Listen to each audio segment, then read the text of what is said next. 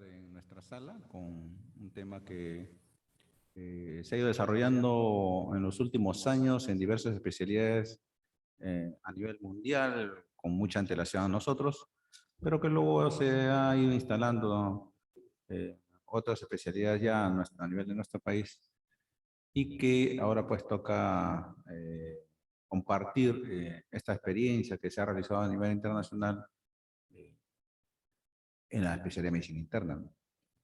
Entonces, si mal no recuerdo, es el primer congreso que tocamos este tema, así que tenemos el agrado de desarrollar lo que es pues ultrasonido en las diferentes áreas que vamos a ver y que ha contado con la participación y organización eh, del doctor Luis García Carrión, quien ha coordinado conjuntamente con otros colegas el desarrollo de estos temas. Va a haber una parte expositiva y luego un taller a partir de las 9 de la mañana. El doctor Luis García Carrión, quien va a ser nuestro primer ponente, es médico internista, tiene especialidad en medicina interna, ha hecho un diplomado en ecografía crítica, es docente de la Universidad de San Martín de Porres y también de la Universidad de San Marcos. Y lo dejamos en el uso de la palabra para su tema insonación, el quinto elemento de la exploración física. Adelante, doctor García. Muchas gracias. Primero quiero agradecer la invitación de la Sociedad Peruana de Medicina Interna para desarrollar ese tema. Y bueno, vamos a empezar.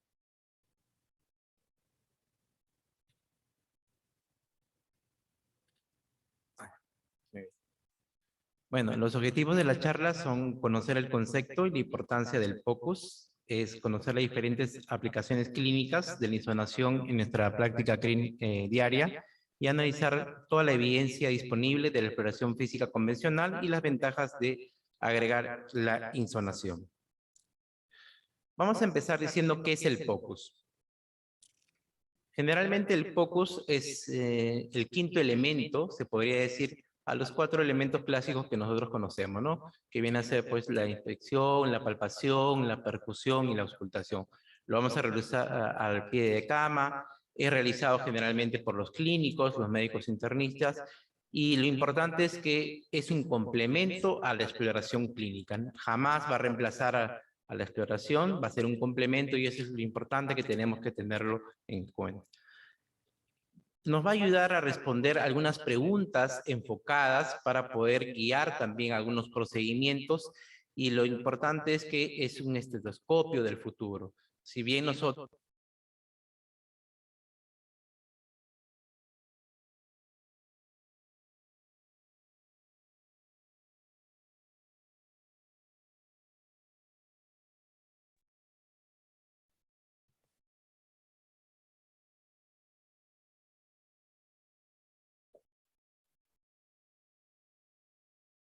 ¿no?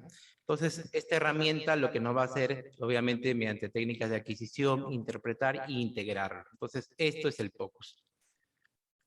Entonces, vamos a ver que con el POCUS vamos a poder, con diferentes, obviamente con capacitación, vamos a poder ver diferentes órganos. Como estamos viendo acá, vamos a poder ver a nivel también, poder evaluar la presión intracraneal, como vamos ahí acá en la figura, ver cómo está la presión intracraneal, vamos a poder ver bien a nivel de lo que viene a ser. Vamos a ver también, poder evaluar lo que viene a ser, como estamos viendo acá en esta figura, todo lo que es la parte abdominal, ver el hígado, ver también si hay líquido libre, vamos a poder también evaluar cómo está la vejiga, ver si hay probablemente algunas tumoraciones a nivel de próstata en el caso de los varones. Vamos a poder también evaluar a veces lo que con el examen físico, el examen cardiovascular es un poco difícil, evaluar cómo está la disfunción sistólica. Vamos a poder también evaluar lo que viene a ser, y eso es algo importante cuando queremos ver si sobre todo estamos dando un tratamiento que responde o no el paciente a los fluidos. Podemos evaluar también en los casos si un paciente tiene esplenomegalia y vamos a poder también evaluar en los casos de trombosis. Como ven, múltiples aplicaciones que podemos realizar con el POCUS. Nosotros conocemos siempre el ecógrafo cuando hemos querido realizar al radiólogo, es todo un equipo completo, pero ahora hay equipos ultra portátiles, ¿no? Y hay obviamente los traductores, tenemos un traductor lineal que generalmente nos va a servir pues para generalmente ver músculos, tendones o vasos superficiales. Tenemos los traductores también, varios tipos que nos sirven para ver por ejemplo abdominales, y también obviamente el traductor clásico es el traductor sectorial para ver generalmente estructuras. Uno quiere ver un poco la historia del POCUS, como estamos viendo acá, se remonta a 1880, con realidad la década del 90, 1990, cuando los militares Estados Unidos utilizan esta técnica, sobre todo en la guerra de Irak, que sobre todo los médicos militares tratan de ver un poco el uso del focus. Y es más, ya con el uso de las técnicas de los dispositivos portátiles, y ahora en la pandemia donde más también se ha utilizado, sobre todo para guiar en el triaje, ¿no? La visión que se tiene del uso del POCUS, y esto se ha visto sobre todo en los últimos 20 años, del año 2000 a 2020, como vemos que las especialidades, medicina interna, también está usando el POCUS, y lo que se dice es que en los últimos 10 años, al 2030, también los estudiantes, personal de enfermería y todas las especialidades van a usar el POCUS, ¿no? Y es la visión que tenemos nosotros. Hay diferentes aplicaciones clínicas para los procedimientos, para el diagnóstico, para el seguimiento y también para el tamizaje. Y vamos a ver un poco de esto de acá y la evidencia que tiene que ver. Para la formación, y siempre hemos la técnica catéter venosos centrales, siempre las técnicas clásicas, pero se ha visto que usando el ultrasonido vamos a ver que hay una disminución del 68% en la falla de colocaciones, disminución del 68% en las complicaciones, disminuye el 40% en el número de intentos y hay disminución obviamente en las infecciones asociadas al catéter. Igual cuando usamos la toracocentesis, también disminuye el índice de neumotórax en un 19% y aumenta el 26% en el éxito de la punción, ¿no? Como vemos en estas imágenes, por ejemplo, es un derrame pleural tabicado, un paciente que después salió que era una tuberculosis. Igual, nosotros cuando se quiere poner un tubo de drenaje también, sabemos que hay un 30% de complicaciones y a veces se hace como vemos acá, con la técnica de palpaciones, tratando de ver cuál es el punto de drenaje, y vemos que es un estudio que se hizo en residentes de emergencias y urgencias, y con 16 horas de capacitación se vio que usando el ultrasonido mejoraba en un 91%. También podemos hacer paracentesis, se ha visto que disminuye el índice de sangrado en un 68% y aumenta la tasa de éxito de punción de 61 a 95%, ¿no? Y esto inclusive también se ha hecho en estudiantes, ¿no?, de medicina. También cuando queremos hacer punción lumbar, y a veces esto es muy complicado, pero disminuye la tasa de punción traumática de 26 al 10% y disminuye también el tiempo en lograr la punción. Muchos, cuando se ha realizado, a veces se hace al segundo, tercer intento, tenemos que llamar pues al neurólogo para que nos ayude, pero con el POCUS podemos disminuir las punciones innecesarias y también disminuir obviamente el dolor. Para el diagnóstico también nos va a ayudar. Este es un estudio que se realizó en residentes, se hizo más o menos 16 horas de capacitaciones, 4 horas de teoría y unas 12 horas en promedio de capacitación con estudiantes y también residentes. Y, por ejemplo, cuando nosotros queremos evaluar la función sistólica, con el POCUS mejora la especificidad 96%, y sabemos que a veces solamente con el examen, cuando queremos, por ejemplo, el S3 galope, vemos que una sensibilidad muy baja de 11%. Con el POCUS, como vemos, mejora mucho más. Igual cuando queremos evaluar alguna valvulopatía, con el POCUS hay una buena especificidad, pero solamente con la auscultación tenemos pues una sensibilidad muy baja de 23%, ¿no? Y obviamente mejora con el POCUS. Igual cuando queremos evaluar el crecimiento ventricular, si usamos el índice Sokolov, vemos una sensibilidad muy baja de 22%. pero con el POCUS mejora hasta un 98%, ¿no? Y lo evaluamos con imágenes. Cuando queremos evaluar el derrame pericárdico, a veces nos valemos del pulso paradójico, tiene una sensibilidad del 70% y queremos evaluar en el electrocardiograma, pero la sensibilidad es muy baja, de 42%, pero con imágenes mejoran mucho más. Este es un estudio, miren, muy importante, en el cual se evaluó en estudiantes de medicina de los primeros años y se les dio un dispositivo portátil y con cardiólogos que ya tenían experiencia, ¿no?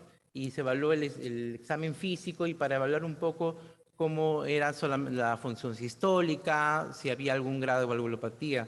Y lo que arrojó es que los cardiólogos tenían una sensibilidad, y eso que tenían experiencia de un 49% en ver anormalidades, y los estudiantes, con 24 horas más o menos de capacitación, tenían un 75%, ¿no? O sea que los estudiantes, inclusive de pregrado, con algunas horas de capacitación, pueden llegar a tener una buena capacidad en detectar anormalidades.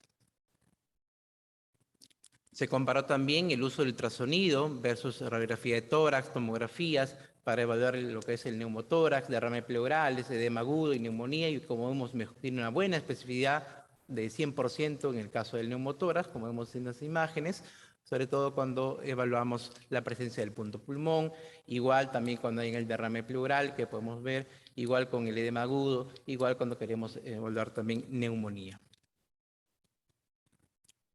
Esto es un estudio también que se evaluó y se hizo no solamente también con medicina interna, también se hizo con cirujanos también, que querían evaluar los signos de colecistitis, dilataciones de vías biliares, y vemos que también ellos pueden aprender y también se mejora la sensibilidad del ultrasonido, ¿no? Como vemos en las siguientes imágenes.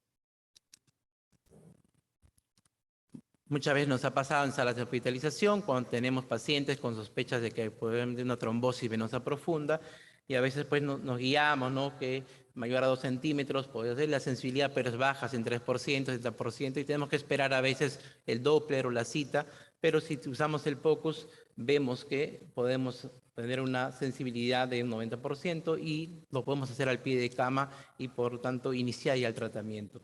Igual cuando queremos evaluar la congestión venosa, como vemos, a veces con el pulso yugular, que más de 8 centímetros, pero la sensibilidad es muy baja, 48%, pero con el POCUS podemos ayudarnos y mejorar esa sensibilidad hasta un 73% y la especificidad un 85%, como estamos viendo, ¿no? Este es otro estudio que se comparó en residentes, y estos residentes de medicina interna, en el cual usando, para evaluar un poco cómo estaba la presión en la aurícula derecha, ¿no? Y vemos que la sensibilidad, midiendo un poco el pulso yugular, solamente era un 14%, pero cuando se descapacitó para usando el POCUS, vemos que esa sensibilidad aumentaba a un 82% y 10% nomás no visualizaban, y solamente con 4 horas de entrenamiento. Y como vemos, pues, es muy importante esta nueva herramienta del POCUS. Igual para ver falla cardíaca, se hizo 2 estudios muy importantes. Sabemos que los pacientes con falla cardíaca, el gran problema es que siempre reingresan a las hospitalizaciones, ¿no? A urgencias, y también hay un empeoramiento y falla cardíaca. ¿Qué es lo que hicieron en estos estudios? Se evaluó a estos pacientes de seguimiento post-alta con control por ultrasonidos a los 30 días, a los 60, inclusive hasta los 6 meses. Y se vio que haciendo estos controles y obviamente regulando la terapia dialítica, disminuían 48% las tasas de reingresos y también en este estudio de 2020 con 45%. Entonces, y obviamente esto había menos costos porque venían menos veces al hospital, ¿no? Entonces reingresaban menos. Y también obviamente para evaluar la hipertensión intracraneal. Sabemos que el mejor obviamente es un dispositivo intracraneal, pero es más invasivo.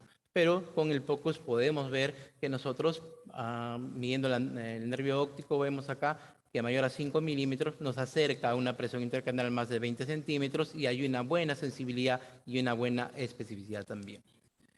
Ya para terminar también vamos a ver que podemos evaluar también si hay un aneurisma aórtico y no está irradiando el paciente, tomando tomografías y vemos pues que tiene una buena sensibilidad, si vemos que es mayor a 3 centímetros como vemos en las imágenes, hasta un 98% de especificidad.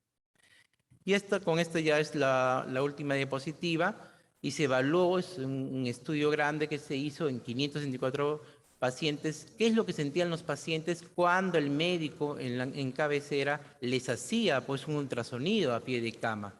¿Y qué es lo que nos decían los pacientes? Los pacientes sentían, ¿no?, como vemos ahí, que el 45% se mejoró esta relación médico-paciente, el 92% sintió que el médico le había examinado mejor, había un buen, ellos decían, me ha examinado a fondo, el 58% sintió que le habían tomado más en serio en cuestión de su salud, el 82% mejoró, que había comprendido su enfermedad, que entendió, y el 65% aumentó la confianza en la evaluación del médico, ¿no? Como vemos los pacientes, cuando el médico le hace un ultrasonido ahí al lado del paciente en el pie de cama, mejora pues esta relación médico-paciente que a veces pues, sobre todo en estos tiempos, está caída menos, ¿no?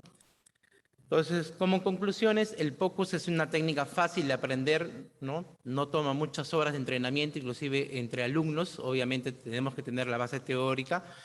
Y la ventaja de usar POCUS va más allá de las imágenes. Ahora hay ultrasonidos, inclusive ultra portátiles, que lo podemos llevar, así como llevamos todos el estetoscopio, y que obviamente nos va a poder ayudar. Y es importante integrar el POCUS en planes de estudio de medicina interna, no desde el pregrado, desde inclusive los primeros años. Esta es una imagen, yo con esto termino, que obviamente lo teníamos al inicio.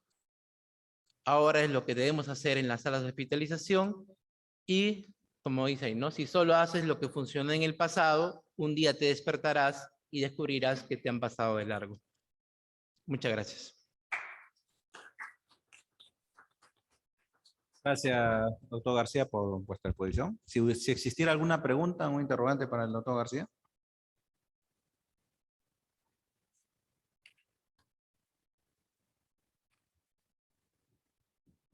Doctor García, ¿considera usted que hay algunos escollos, algunas trabas para la implementación de esta práctica en nuestra realidad hospitalaria o de salud? Creo que la principal traba que tenemos es el uso de los dispositivos, ¿no? O sea, el problema que tenemos es cómo conseguir los dispositivos. Lamentablemente no hay en el Perú, sobre todo por el problema de la DGMIG y todo esto, no podemos conseguir estos dispositivos, tenerlos. El costo todavía es un poco elevado y a veces ese es el principal problema que tenemos, ¿no? ¿Cómo conseguirlos? ¿Alguna pregunta para el doctor García? Si no es así, entonces le agradecemos nuevamente brindándoles un aplauso a nuestro ponente. Muchas gracias. Gracias, doctor. Vamos a continuar presentando al siguiente ponente, que corre a cargo del doctor Luis Novoa. Millones. Muy buenos días con todos. Continuamos con el desarrollo de este curso teórico práctico. Tenemos como segundo ponente al doctor Shalin Rodríguez Giraldo. Él es médico intensivista, coordinador de WinFocus Perú, tiene un posgrado en ecografía y labora en la UCI del Hospital Edgardo Rebolletti Martins. Lo dejamos para su presentación.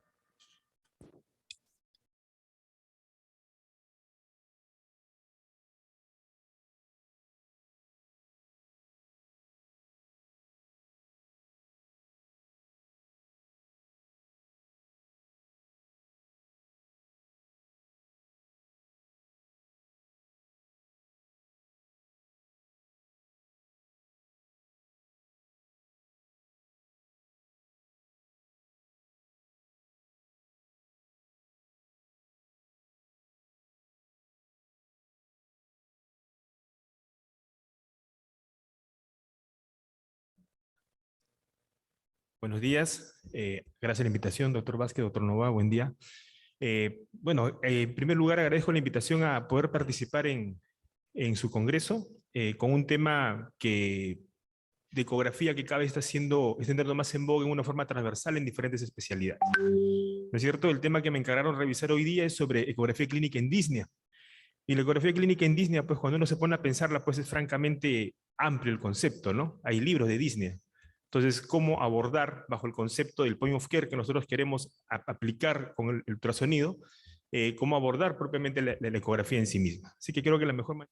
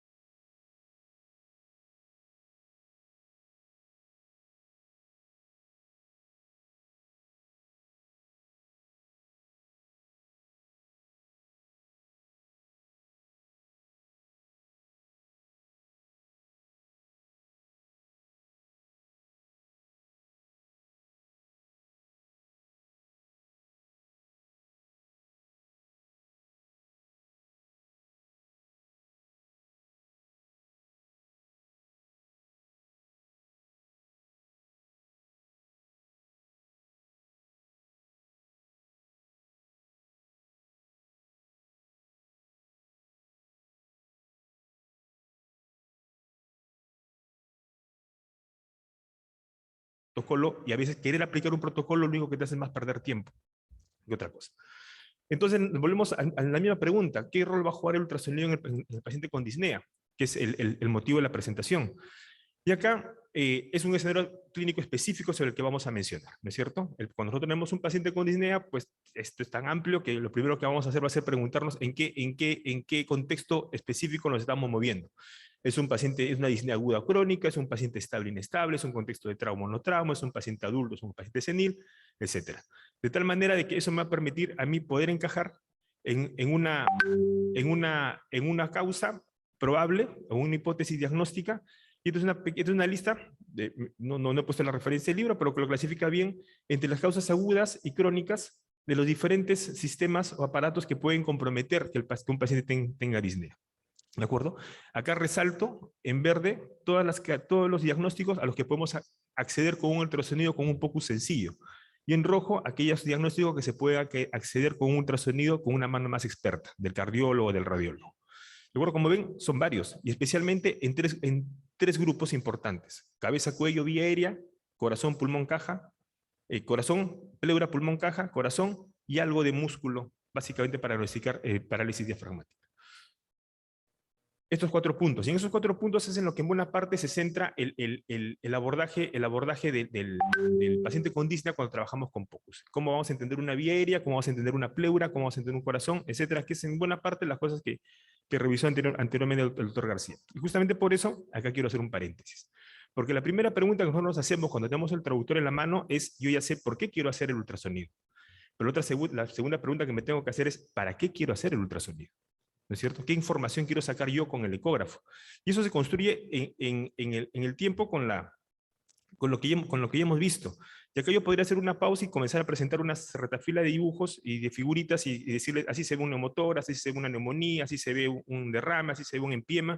Y eso es justamente lo que deberíamos tratar de evitar hacer. ¿De acuerdo? Porque no se trata de aprender ecografía como reconociendo figuritas.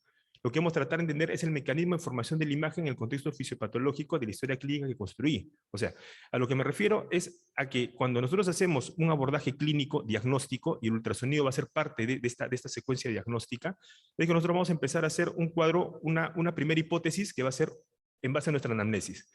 Nuestra primera evaluación, nuestro primer test diagnóstico va a ser nuestro examen físico, ¿no es cierto? Es el primer test diagnóstico que vamos a hacer. Y en base a ese examen físico que yo voy haciendo, yo tengo que ir más o menos hipotetizando, o ya debo haber hipotetizado, un mecanismo fisiopatológico que me explique el signo o el síntoma de lo que tiene el paciente. ¿De acuerdo? Es lo que hacemos todos los días. Y justamente cuando hacemos eso, es en ese punto en el que tiene que encajar el ultrasonido, como un complemento del examen físico, pero al final en la misma secuencia de la sospecha del mecanismo fisiopatológico que tengo. De tal manera que cuando yo hago un ultrasonido, yo no debo estar pensando en una neumonía y encontrarme un neumotórax. No debería pasar. No debo estar pensando, qué sé yo, en una fibrosis y encontrarme un infarto cardíaco. No debería pasar. ¿De acuerdo? O sea, el ultrasonido, yo no debo ir a ver qué me encuentro con el ecógrafo. Debo ir ya pensando, así como cuando pienso que el paciente me viene con una historia de neumonía y debo encontrar un síndrome consolidativo clínicamente, pues entonces debo ir pensando qué cosa es lo que voy a encontrar. Porque si no tengo esa secuencia, al final lo único que voy a encontrar va a ser un consolidado. Y ups, ¿qué será? ¿Será una telectasis, será una neumonía, será un cáncer, será una metástasis? ¿Qué será? Tomografía, resonancia, interconsulta, Y justamente es por la secuencia del tiempo que tenemos, es lo que deberíamos tratar de evitar. ¿No es cierto? Entonces, no nos olvidemos que el ultrasonido a la larga es un test diagnóstico. Y como cualquier test diagnóstico, va a responder en base al todo el teorema bayesiano que conocemos a una primera probabilidad pretest, que es la que nos va a sentar un poco la base de hasta dónde vamos a alcanzar o hasta dónde nos va a rendir ese test diagnóstico. ¿De acuerdo? Esta primera probabilidad pretest va a ser fundamentalmente nuestra evaluación clínica y nuestra sospecha clínica. Y justamente en esa sospecha clínica es donde encaja la ecografía clínica, porque es un complemento de esa sospecha clínica, en la misma secuencia. Esta evaluación clínica, que es justamente como lo plantea Pinker en su libro Racionalidad, que es el fuerte de los médicos, y como lo plantea Mario Bunge en su libro Filosofía para Médicos, es el talón de Aquiles de los médicos, porque es el punto en el cual tu subjetividad te puede llevar a error, te puede llevar a confusión, o donde la disparidad de nuestra formación puede generar que una buena prueba funcione mal, o que una mala prueba funcione bien. No dejo de entender, ¿no es cierto? Entonces, el punto está en que el ultrasonido no nos va a arreglar nuestra práctica diaria, no la puede mejorar. Probablemente lo que va a arreglar nuestra práctica diaria va a ser que cada vez que construyamos una probabilidad pretest sea lo mejor posible para que nuestro rendimiento de nuestra prueba diagnóstica, que va a ser nuestro ecógrafo, sea lo más eficiente posible. ¿De acuerdo? Hace más o menos 100 años, el grueso de nuestros diagnósticos están basados en observaciones y en anamnesis, pero sin embargo, el buen clínico cuando hacíamos hace 100 años, su buen rendimiento diagnóstico se fundamentaba en buena parte porque se entendía el por qué el paciente tenía tal o cual signo o síntoma, es decir, entendía la fisiopatología de los signos o síntomas. Y acá tenemos que hacer lo mismo, en un mundo en el cual prácticamente el grueso del diagnóstico estándar ya está siendo en buena parte respaldado en la práctica diaria por diferentes técnicas, no podemos hacer solamente una tecnología de identificación de resultados, sino tenemos que entender el mecanismo y el proceso por el cual se genera ese resultado. Específicamente en ecografía, deberíamos entender el mecanismo fisiopatológico por el cual se forma la imagen. ¿De acuerdo? Es a lo que debemos aspirar. De tal manera, de cuando nosotros hacemos un ultrasonido, y el ultrasonido lo hacemos para mejorar nuestra probabilidad diagnóstica, es justamente eso, mejorar nuestra probabilidad diagnóstica. Pero algo que nunca debemos hacer es delegar al ultrasonido la responsabilidad del diagnóstico. ¿De acuerdo? Nunca debemos dejar que el ultrasonido me haga el diagnóstico. ¿No es cierto? Desde que somos chiquitos, estábamos en primaria en la universidad, siempre nos decían los maestros, el examen auxiliar no te hace el diagnóstico. Y es lo mismo. Aquel ultrasonido no nos debería hacer el diagnóstico. Nosotros deberíamos aspirar a que el ultrasonido mejore nuestra probabilidad diagnóstica. ¿De acuerdo? En base a una buena probabilidad que ella pueda tener. Cierro paréntesis. Entonces, volviendo al tema. Acá sí, las cosas que nosotros vamos a evaluar rápidamente va a ser, y les pongo acá una diapositiva de cada una de estas cosas para que puedan ver, evalúo vía aérea, o sea, estos son los 5 puntos básicos, o los 6 puntos básicos, o 7, en los cuales yo puedo hacer un abordaje para tratar de entender por qué mi paciente tiene disnea. Tiene un problema de vía aérea, yo voy a evaluar una vía aérea de una forma sencilla, identificando cartílagos traqueales, identificando la central de la tráquea, o como en este paciente, que pongo el traductor en la línea media, solo encuentro una masa informe, y cuando me voy al costado, encuentro recién signos de aire, como en esta radiografía que tiene la vía aérea completamente lateralizada por un hematoma cervical después de un catéter. Por ejemplo, puedo evaluar que el paciente ventile. Este es un paciente de la típica cuando intubamos a un paciente, pongo el traductor, veo que ventila bien en el lado derecho, ventila bien en el lado izquierdo, y después que lo intubo, si el tubo se va al bronquio derecho, el pulmón derecho sigue ventilando bien y el pulmón izquierdo ya no ventila. Miren cómo cambia esta línea pleural acá. Este es un deslizamiento, este es un pulso. Esta variación de movimiento te dice que ese pulmón dejó de ventilar. Pulmón que no desliza, pulmón que no ventila. ¿No es cierto? Ese es un concepto que manejamos. La evaluación del pulmón propiamente está fundamentado todavía en el consenso de Volpicelli del 2012. Y básicamente lo que busca bajo el concepto del Poyofker, igual, buscar cuatro patrones básicos. El patrón de neumotórax, el patrón de fusiones, el patrón de consolidados y el patrón de síndromes intersticiales. Al final, todos estos patrones se resumen en 10 signos ecográficos pulmonares, que son los básicos que tenemos que aprender, y en buena parte con que tú aprendas a reconocer 10 signos de pulmón, vas a poder manejar toda una retafila de diagnósticos que te resulta bastante útil. Reconocer un pulmón normal, no nos olvidemos que el pulmón normal, los signos del pulmón normal son signos artefactuales, son artefactos, no son signos físicos propiamente dichos, entonces tenemos que entender la física del ultrasonido para poder ver de que el artefacto responde a un fenómeno físico y no a una estructura anatómica en específico. O sea que yo puedo tener signos que se pueden confundir con normalidad cuando realmente son patológicos. Un patrón intersticial identificado por estas líneas verticales, que son las líneas B, y acá sí es el punto crucial, porque acá en líneas B podemos encontrar hasta más de 100 diagnósticos diferenciales, y es la historia clínica la que nos va a centrar y nos va a orientar, por lo menos en el grupo frente al cual estamos atendiendo. Diferentes fusiones, diferentes volúmenes de fusiones, complicadas, no complicadas, tabicadas, no tabicadas, consolidados bronconeumónicos, consolidados neumónicos. Los consolidados no infecciosos son considerados un diagnóstico más difícil porque hay que usar hasta otro tipo de técnica, y los patrones de neumotórax, ¿de acuerdo? Al final son básicamente 10 signos pulmonares los que tratamos de identificar para abordar los patrones de diagnóstico básicos. Y como decía el doctor García, nuevamente, es una curva de aprendizaje relativamente sencilla. Porque como somos médicos no se nos hace complicado entenderlo, porque ya más o menos conocemos la fisiopatología. La cosa es practicarlo, sacar la mano y después interpretarlo en un contexto clínico en específico. Eso es lo que va complicando el día. En la caja torácica colocamos el traductor para identificar los huesos de la costilla, colocándolo en forma longitudinal, o sea, cortando la costilla en forma transversal, o colocando el traductor a lo largo, viendo todo el periósteo. Esta es una fractura. Miren cómo se pierde la línea del periósteo y se empieza a ver la estructura interna del hueso en un corte transversal y un corte longitudinal, acá cómo se ve. Estas son fracturas que son visibles en la placa de tórax. Por también podemos tener contusiones como estas, que miren acá solamente hay una ruptura del hueso, pero sin que atraviese transversalmente todo el diámetro, solamente se hundió aquel hueso. Eso provoca dolor, eso no se ve en una placa, no se ve en una tomografía, ¿no? Por ejemplo. En la parte del corazón, igual. El corazón se fundamenta básicamente en el concepto del protocolo del Focus del 2014 del doctor Gabriel Vía. Y hasta ahora no se ha modificado en forma significativa, y también es casi lo mismo, buscar cosas específicas, que en este caso, bajo el mismo concepto clínico. Yo no voy a hacer una valoración del corazón. Lo que yo voy a buscar va a ser un responsable.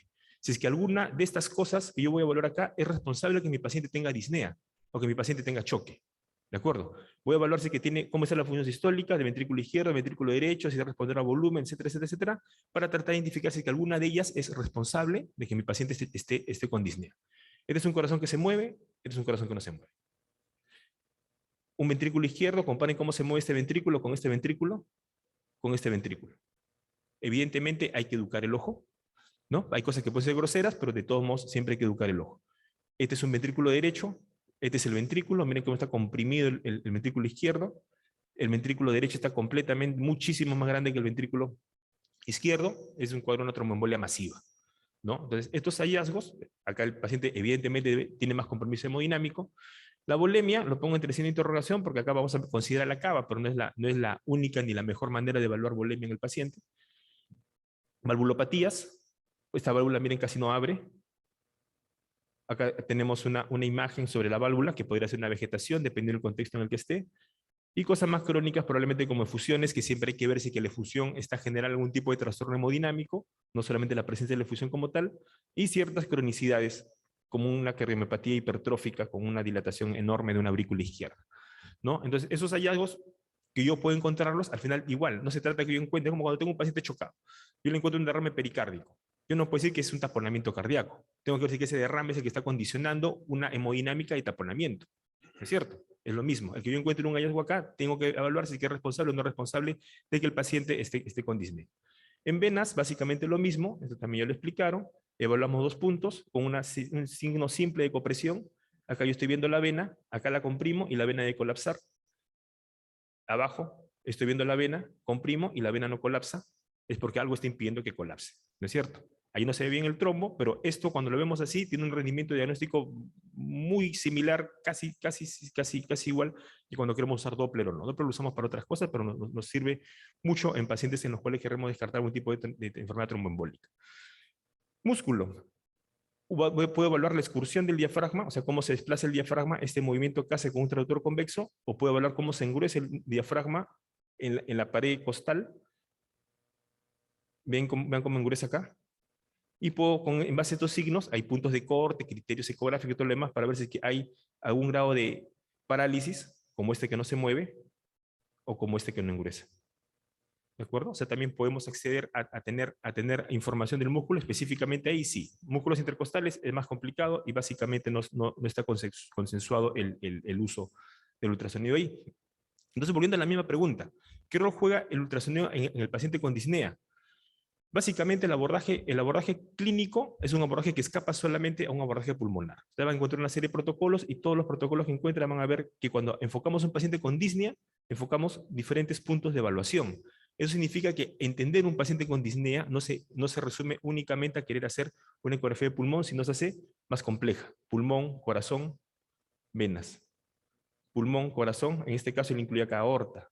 Y ese es probablemente el punto débil de nuestro querido protocolo Blue del Dr. Lichtenstein, ¿no? Que solamente pretende explicar toda la falla respiratoria o toda la clínica de un paciente con disnea solamente con ultrasonido pulmonar, y nos quedamos cortos, ¿no? Porque acá, donde hay embolia pulmonar, donde hay edema pulmonar, deberíamos complementarlo con otro tipo de imágenes que por lo menos deberían tratar de ayudarnos a tratar de explicar mejor qué cosa es lo que está teniendo el paciente. Entonces, a modo de conclusión, primero, el ultrasonido en las manos de un internista es una herramienta poderosa, ¿de acuerdo? Eso es algo que debemos tenerlo en cuenta. Se consideraba el futuro. Esto se escribió hace 20 años, o sea, ya no es el futuro, ¿no? Ya es el hoy. Es lo que tenemos ahora. Segundo, que la disnea puede responder a muchas causas, y en el entendimiento clínico de estas causas, recién en el entendimiento clínico de estas causas podemos sacar el mejor provecho del ultrasonido. O sea, el ultrasonido, y acá tenemos que buscar tener un feedback. El ultrasonido nos debe ayudar a ser mejores médicos, y también tenemos que tratar de ser mejores médicos para hacer un mejor ultrasonido. Tercero, de que es necesario aprender la semiología ultrasonográfica de cada órgano, ¿de acuerdo? Así como lo hemos visto, cosa por cosa, ¿de acuerdo? Para luego poder en su sumatoria integrarlo. ¿no es cierto? El todo es más que la suma de las partes, lo hemos escuchado un montón de veces. Y finalmente, el ultrasonido cumple un mejor rol en el abordaje de la disnea al usarlo con una concepción sindrómica y multifocal. Muy bien, eso es lo que quería compartirles. Les agradezco su atención. Muchas gracias. Muchas gracias, doctor. ¿Alguna pregunta del auditorio?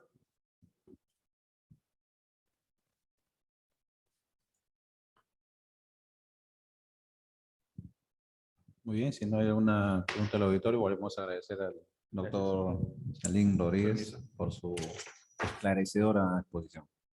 Un aplauso despidiéndolo, doctor, por favor.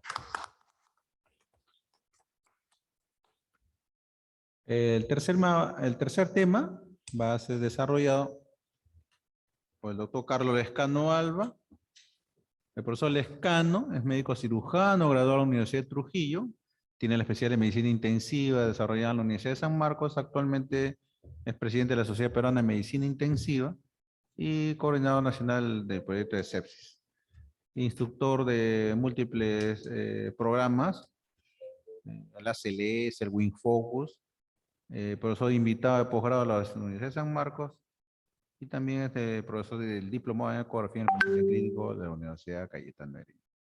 Te vamos a dejar en uso de palabra al profesor Lescano agradeciendo por su presencia. Adelante, doctor Lescano.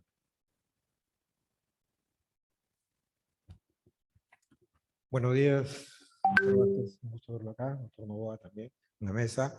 Agradecer a todo el comité organizador por la invitación, al doctor García, que nos invitó a participar en este curso relacionado a la ecografía en el paciente crítico. Y tengo que agradecer nuevamente al doctor García y en este caso también al doctor Chalín Rodríguez, porque como ya sabía que iban a exponer antes que yo, hicieron un adelanto de todo lo que era la filosofía del uso de la ecografía en el paciente crítico. Solamente quiero resaltar que cuando evaluemos con el ecógrafo a un paciente en estado crítico, tengamos en cuenta que es un test diagnóstico más y por lo tanto lo usemos de la manera más adecuada. No nos quedemos en sensibilidad y especificidad. Avancemos un poco más y aprendamos lo que es el concepto del likelihood ratio, que también ya lo mencionó en una de las diapositivas el doctor Chalín Rodríguez, que me va a permitir evaluar cómo cambia una probabilidad pretest el diagnóstico cuando yo realizo un test. Ya se mencionó que el examen físico es un test. Estamos hablando de dolor torácico. Viene un paciente con dolor torácico. Si ese paciente es una paciente ya de la tercera edad, con factores de riesgo cardiovascular, ¿no? Entonces, la probabilidad de que este paciente tenga un síndrome coronario agudo como explicación de ese dolor torácico es mucho más alta que si viene un paciente joven de 18, 19 años de edad con la misma sintomatología o la misma signología, ¿no? Entonces, ahí tenemos ya probabilidades pretest que son diferentes. Si a eso le añadimos el examen físico o si a eso le añadimos un electrocardiograma, obviamente que este hallazgo electrocardiográfico, que puede ser similar en ambos, hace que el likelihood ratio, que es igual para este test, no dé la misma probabilidad post-test. El doctor Chalín, no vayamos directamente a querer diagnosticar un problema usando la ecografía. Mucho menos si estamos en un congreso de médicos internistas, ¿no? Que son la especialidad madre de la evaluación clínica, de la semiología y del diagnóstico de todas las especialidades. Entonces, lo primero que se tiene que construir es justamente ese diagnóstico clínico de lo que puede estar pasando con mi paciente. Yo siempre le digo a los residentes antes de que cojan el ecógrafo, le digo, ya hiciste tu evaluación clínica minuciosa, ya utilizaste todas las herramientas que están a la mano, por ejemplo, en la unidad de cuidados intensivos. Sí. Muy bien, ¿qué piensas que tiene tu paciente? ¿Cuál es tu planteamiento clínico? Tal cosa. En base a eso, ¿qué esperas encontrar en la ecografía de tu paciente? Entonces, póngase ese reto. Antes de coger el ecógrafo, ¿no? Plantee qué es lo que voy a encontrar con el ecógrafo en el paciente. Y vean si es así. Y si no es así, tampoco les pido que derrumben su raciocinio clínico, sino que hagan un análisis de por qué hay una disociación entre lo que ustedes clínicamente habían planteado y el hallazgo ecográfico.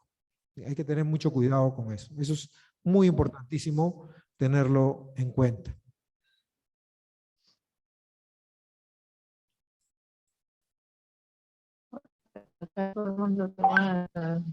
Hablar de lo que es el uso de la ecografía enfocada en el paciente con dolor torácico. Pero para empezar, primero recordemos que los abordajes que vamos a realizar para este enfoque integrado, son la evaluación del corazón, la evaluación del corazón, ¿no? Con las diferentes ventanas que se obtienen a nivel del corazón, y eso lo van a ver, tengo entendido, en un taller. La evaluación pulmonar, ¿no? La evaluación de venas y otras estructuras vasculares, como por ejemplo la aorta, como ya vamos a pasar a ver.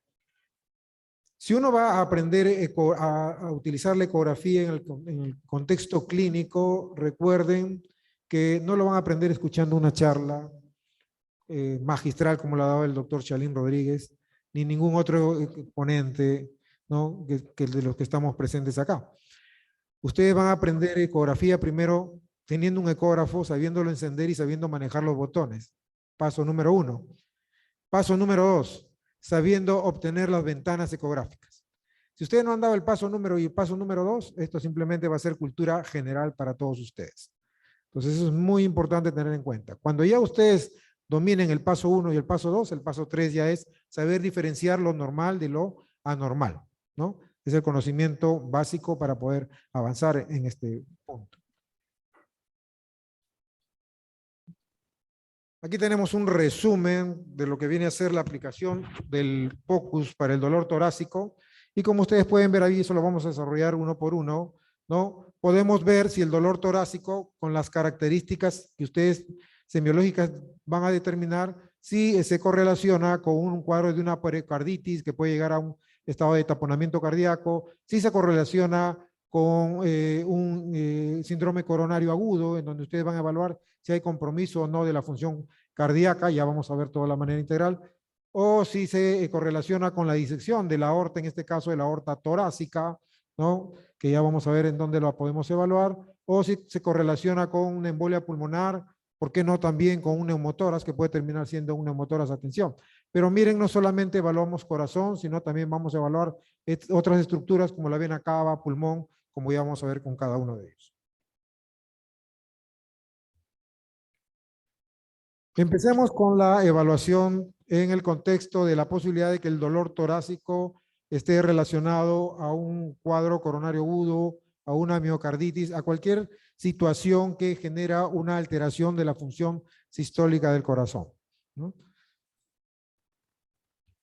Para poder evaluar de manera adecuada ello, primero hay que entender, y la idea del focus o del POCUS es hacer un análisis visual de lo que está ocurriendo con el corazón. Y acá nosotros tenemos una ventana apical de 4 cámaras, en donde si ustedes le prestan atención, cuando se produce la fase sistólica, van a encontrar cómo, además de reducirse el diámetro circunferencial a nivel del ventrículo izquierdo, también se produce un engrosamiento en la sístole de las paredes del ventrículo izquierdo, pero algo adicional, se produce un desplazamiento hacia arriba del septo, en este caso, disculpen, del anillo de la válvula mitral o del anillo de la válvula tricúspide, si estamos hablando del lado derecho. Entonces son 3 movimientos, que obviamente el movimiento es complejo en el corazón, pero son 3 movimientos que me dicen que es probablemente la función sistólica del corazón esté preservada, si eso está presente en todas las paredes, ¿no? Lo que viene a ser, nuevamente repito, ¿no? El acortamiento circunferencial de las cámaras ventriculares, el engrosamiento de la pared y el desplazamiento hacia arriba del anillo de la válvula, ¿no? Y eso lo podemos ver tanto acá en esta ventana apical de 4 cámaras como en esta ventana paraesternal de eje corto. También nosotros podemos hacer una evaluación ya de manera segmentaria, ¿no? del compromiso que puede tener la función contráctil, la función sistólica del corazón, ¿no? Acá tenemos el ventrículo derecho, acá tenemos el ventrículo izquierdo y podemos ver alguno de los segmentos, ¿no? Para ver si la contracción ventricular es homogénea o hay alteración en alguna de las partes, ¿no? de las paredes del ventrículo izquierdo. Y llegamos a este punto en donde podemos tener a un paciente con dolor torácico, con toda la parte clínica que ustedes han determinado, ¿no? Y vamos a encontrar que a diferencia de esta situación de normalidad, encontramos acá cómo, por ejemplo, la contracción o la contractilidad del ventrículo izquierdo está comprometida, ¿no? Lo podemos ver acá en esta ventana apical de 4 cámaras, en esta ventana paraesternal eje largo o en esta ventana paraesternal eje corto, que definitivamente pues la contractilidad no es como la podemos ver aquí en situaciones de normalidad. Y si nosotros evaluamos la vena cava inferior y hay un compromiso importante de la función global del corazón, vamos a ver cómo la vena cava inferior pierde la capacidad de variación durante el ciclo respiratorio y puede estar distendida, ¿no? Y puede no tener esa variación. Y este proceso también lo podemos ver en venas suprahepáticas. Si nosotros tenemos un compromiso a nivel del ventrículo izquierdo, ¿no? Y ya la disfunción sistólica se acompaña también de una intolerancia a poder transitar el líquido del lado derecho al lado izquierdo del corazón, una disfunción diastólica también potenciada o propia del compromiso también sistólico. Vamos a ver cómo a nivel pulmonar, en vez de encontrar un pulmón con deslizamiento pleural y con líneas horizontales A, vamos a encontrar un pulmón en donde vemos líneas B o las llamadas colas de cometa. Entonces, esta evaluación integral me hace plantear en función a mi cuadro clínico que nos encontramos con patología cardíaca como causa del dolor torácico que tiene mi paciente. Entonces, esto es lo que la integración de todas estas ventanas cardíacas, pulmonar y de otras estructuras la que me hace plantear esta posibilidad diagnóstica que tiene que ir de la mano con mi cuadro clínico. ¿Y por qué les digo esto? Porque puede venir un paciente con falla cardíaca crónica establecida que pueda tener hallazgos similares a lo que ustedes están viendo allí, pero sin embargo la causa no necesariamente es esta. Pueden tener otra causa de dolor torácico agudo sobre un proceso crónico que tiene mi paciente. Por eso que es muy importante hacer la integración. Me explico, yo puedo tener un paciente con falla cardíaca, ¿no? Estadio 3-4, que tiene hallazgos muy similares a los que ustedes están viendo allí, y de repente el paciente hizo una embolia pulmonar, le ocasionó dolor torácico, pero sobre el contexto de que ya tenía patología cardíaca crónica, ¿no?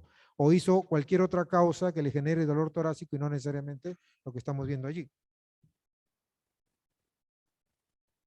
Aquí tenemos también otra causa de dolor torácico, en este caso estamos hablando de la efusión o derrame pericárdico que puede terminar también en taponamiento cardíaco, ¿no? Acá nosotros vemos en este lado lo que es normalidad y acá podemos ver cómo en el corazón está rodeado de líquido pericárdico y aquí independientemente de volumen influye mucho la velocidad de instalación y la característica de que haya colapso diastólico del ventrículo derecho o colapso sistólico de la aurícula derecha, lo que me hace pensar de que si el paciente, además del dolor torácico, desarrolla inestabilidad hemodinámica, estemos a un taponamiento cardíaco. Obviamente que aquí es evidente cómo el corazón está nadando o está bailando, el corazón danzarín, dentro de una cantidad importante de líquido pericárdico. Entonces, esto es fácilmente determinable si podemos obtener esta ventana, ¿no? En este caso apical de 4 cámaras, una paraesternal eje largo, entre otras. Pero también podemos ver cómo la vena cava inferior, ¿no? En una ventana subsifoidea, está dilatada, ¿no? No hay variación con el ciclo respiratorio y también las venas suprahepáticas. Entonces, si tenemos un cuadro clínico, ¿no? Y tenemos una etiología compatible con el riesgo de desarrollar derrame pericárdico, y ahí tenemos estos hallazgos, obviamente que estamos definiendo una alta probabilidad de que sea la causa de dolor torácico. Es lo mismo que les acabamos de mencionar.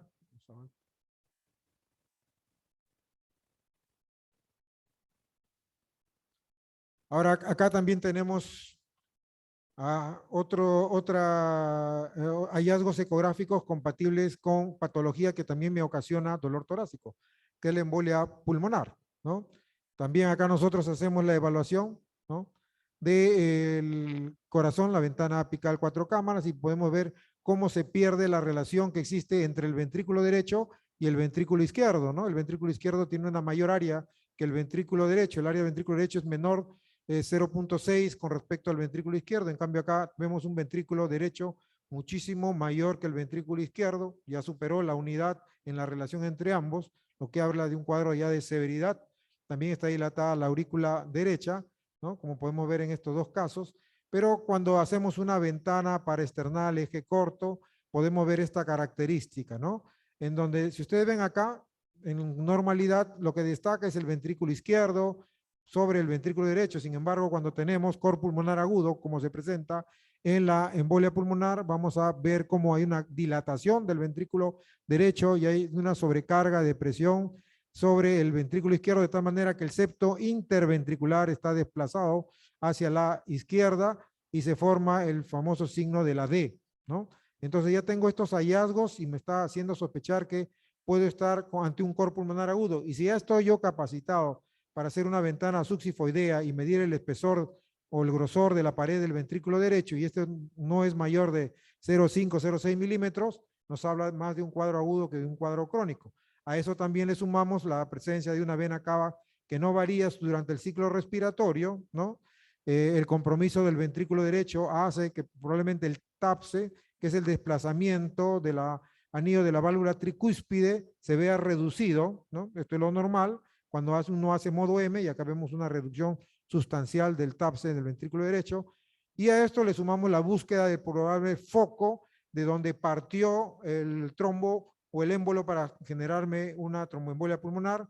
Y, por ejemplo, clásicamente evaluamos nosotros lo que viene a ser las venas femorales o las venas popliteas, ¿no?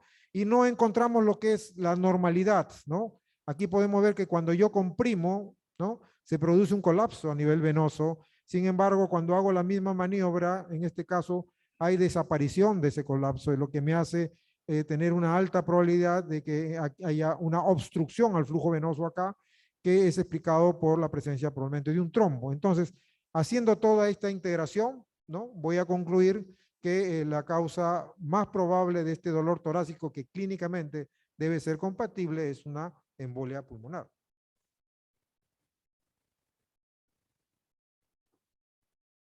Obviamente que aquí, además de la evaluación cardíaca, de la evaluación vascular, también nosotros podemos ver a nivel pulmonar cómo puede haber un pulmón con características normales, ¿no?, con deslizamiento, con líneas horizontales, no hay cola de cometa, no hay ningún otro tipo de problema ahí. Y si podemos ver algún tipo de pequeños consolidados subpleurales o grandes consolidados ya, y que esté relacionado directamente al fenómeno de embolia pulmonar, es porque estamos llegando ya a un fenómeno de infarto pulmonar. Y eso sí me puede dar hallazgos también a nivel de pulmón.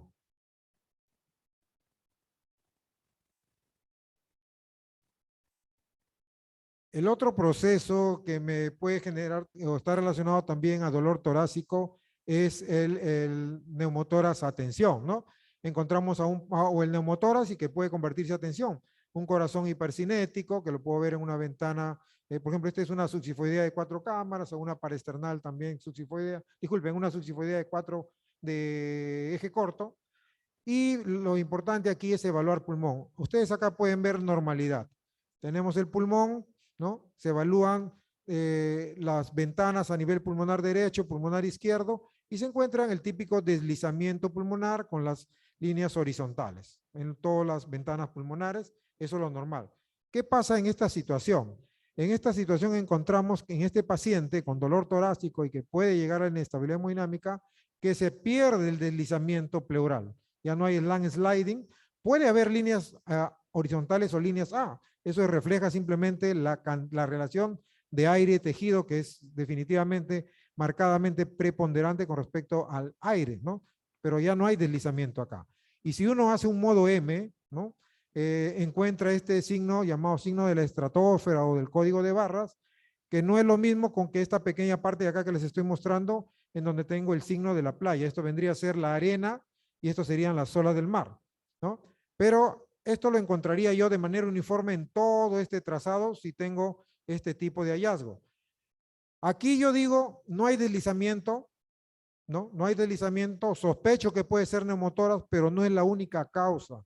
Puede estar relacionado también a la presencia justo en esa zona de una bula, puede estar relacionado también en esa zona, la presencia de una atelectasia, ¿no? O una falta de ventilación en ese pulmón, porque de repente, si el paciente está con tubo endotraqueal, el tubo endotraqueal se fue al otro pulmón.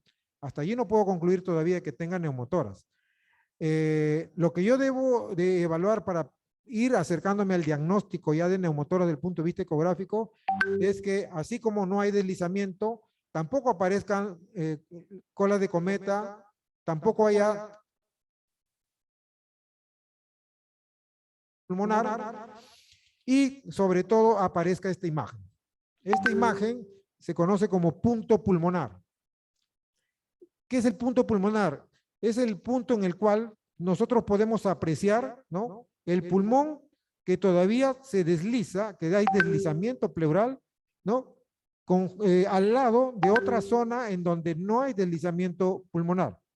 Entonces, el pulmón entra y sale, ¿no? Del campo ecográfico, porque aquí todavía hay presencia de pulmón y acá no la hay. Y si nosotros trazamos un modo M a este nivel, vamos a encontrar esta alternancia entre código de barras y signo de la playa, código de barras, signo de la playa. Y eso es lo que vamos a ver. Y este punto pulmonar sí es prácticamente lo que termina siendo el diagnóstico altísimamente probable de que este paciente tenga neumotórax como causa del trastorno que ustedes están diagnosticando clínicamente en el paciente. Y la otra causa de dolor también torácico es la disección aórtica aguda, ¿no?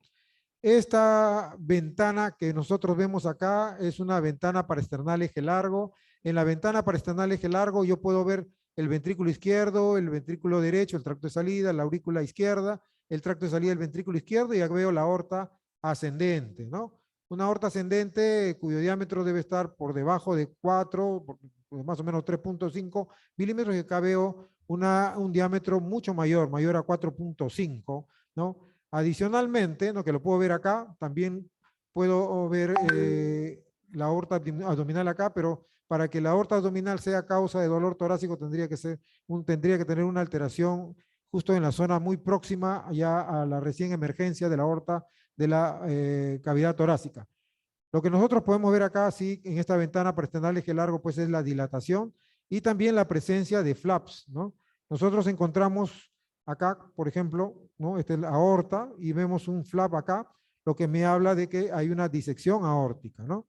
Esto es una aorta normal acá, no hay ningún flap, en cambio acá sí encontramos flaps, ¿no? Tanto en estas ventanas podemos encontrar flaps, disección de la aorta ascendente, ¿no? Podemos encontrar también a nivel del callado flaps, lo que me habla de disección también del callado de la aorta y, como hemos visto acá, flaps a nivel de la aorta descendente también.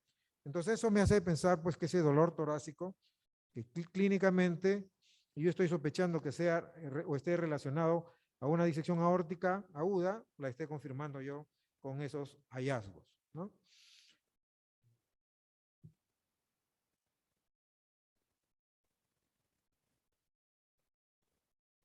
¿Fue el tiempo o se desconectó?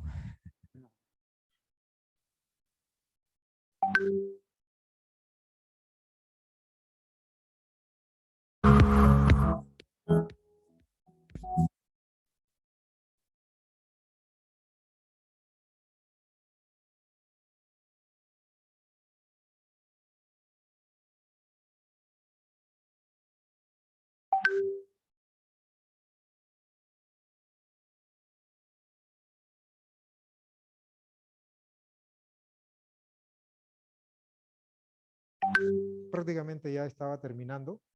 No sé si tenemos preguntas para ir avanzando. Al auditorio, si tiene alguna pregunta de lo... O dejamos mejor que termine ya la... Ya apareció la imagen.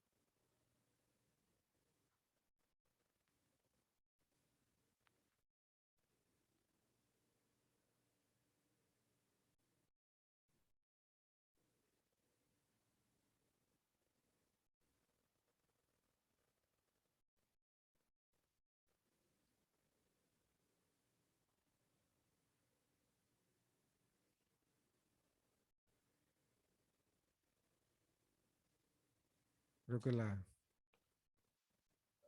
¿Sí? No hay problema. No sé si hay alguna pregunta. ¿Alguna pregunta de parte del auditorio o algún comentario? Doctor Novoa. Bueno, el tema del POCUS es bastante interesante. Agradecerle a los expositores por sus brillantes presentaciones, bastante detalladas, muy acuciosas y bastante formativas. Muchas gracias, doctor Lescano, por esta excelente presentación.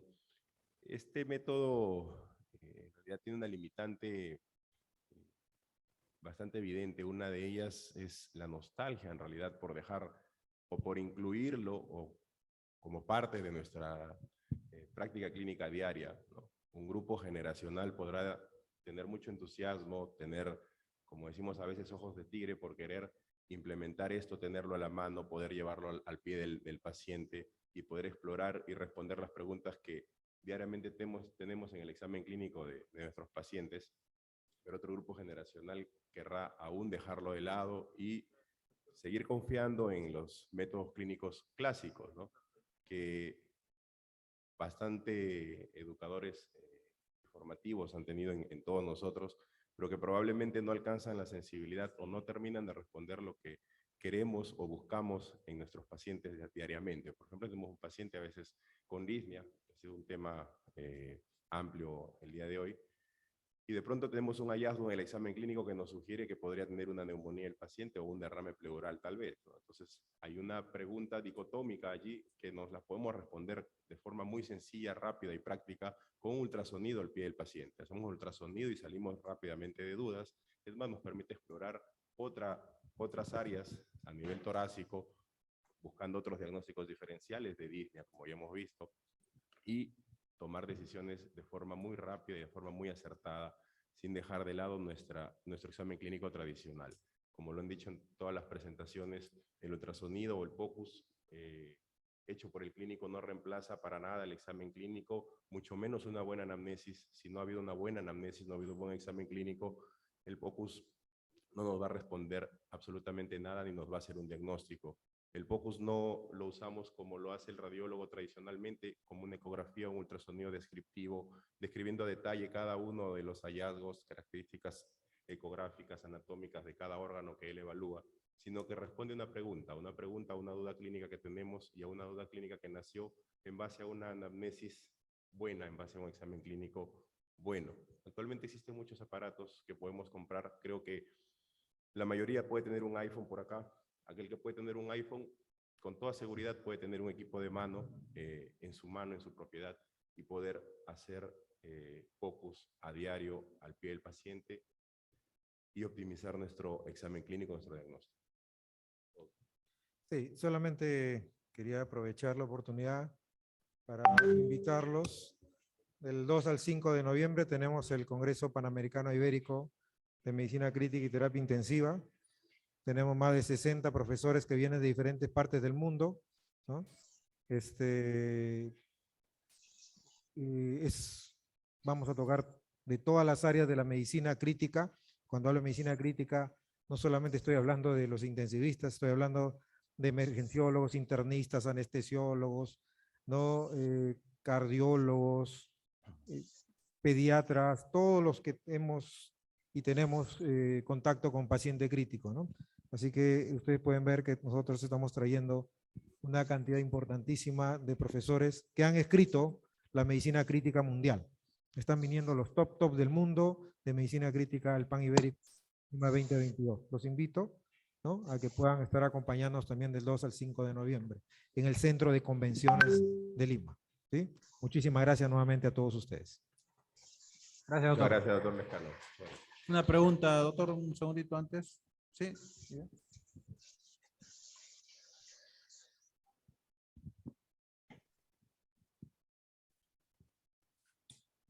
Buenos días. ¿Aló? Buenos días. Sí, doctor Lescano, yo quería preguntarle, mire, la literatura nos dice, ¿no?, que ya refiriéndonos al POCUS, ¿no? Algo muy diferente a la ecografía arreglada por un radiólogo.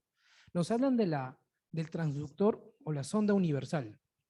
Es decir, ¿no? Sabemos que el POCUS, ¿no? El examen de ultrasonido realizado por el clínico debe ser generalmente un ultrasonido multisistémico, ¿verdad? Enfocado a responder una pregunta concreta. Así es.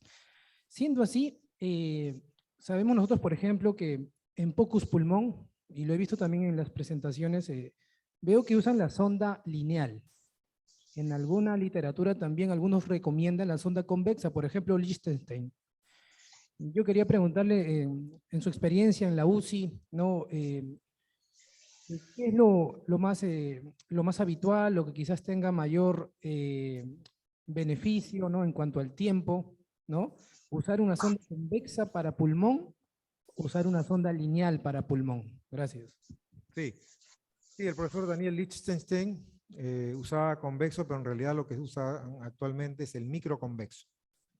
El microconvexo te da la opción de poder actuar en un rango de frecuencia que casi abarca el rango de frecuencia de los 3 traductores que conocemos habitualmente en el área crítica, es decir, el phase array o sectorial, el convexo en sí y el lineal. Con el convexo, ¿no? Deberíamos evaluar el pulmón de manera integral, es decir, tanto la parte anterior como la parte lateroposterior de pulmones, ¿correcto? Porque tiene la posibilidad de aumentar el grado de profundidad, ¿no? ¿Por qué a veces usamos nosotros el lineal?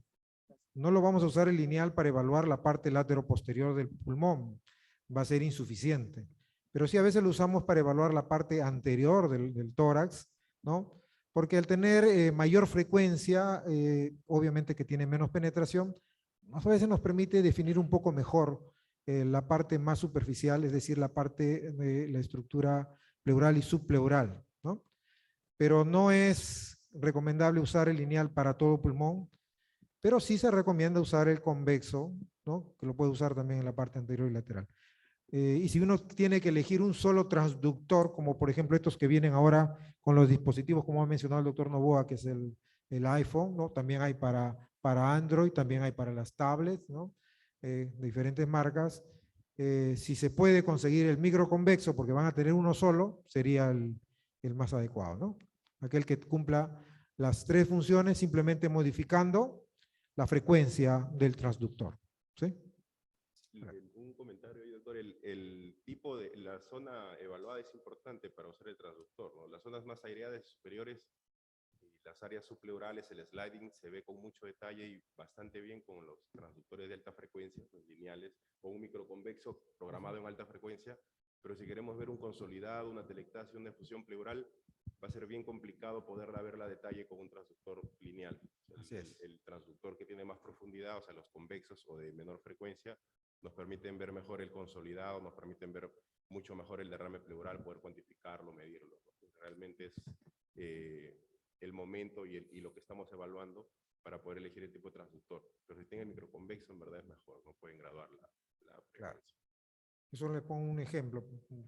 Yo voy a evaluar a un paciente que tiene cola de cometa o líneas B, que viene con disnea en ambos campos pulmonares, ¿no?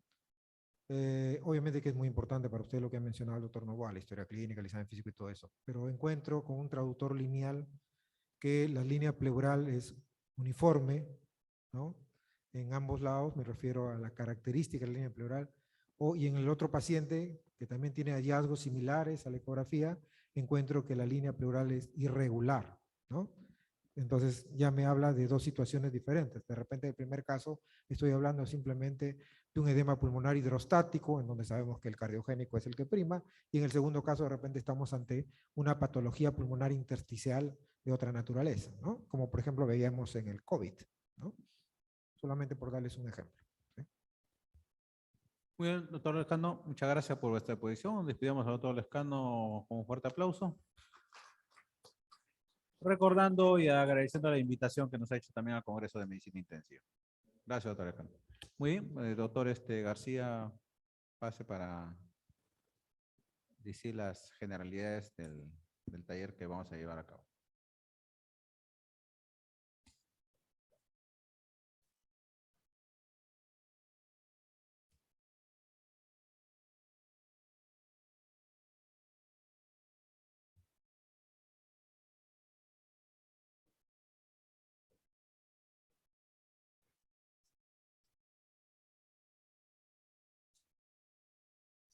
Les voy a solicitar unos minutos, por favor, para que podamos acondicionar el aula para el taller práctico. Si pueden, los participantes, tomar unos minutos, puedan salir de la sala mientras acondicionamos, ¿ya? Unos minutos y de ahí ingresan para el taller práctico.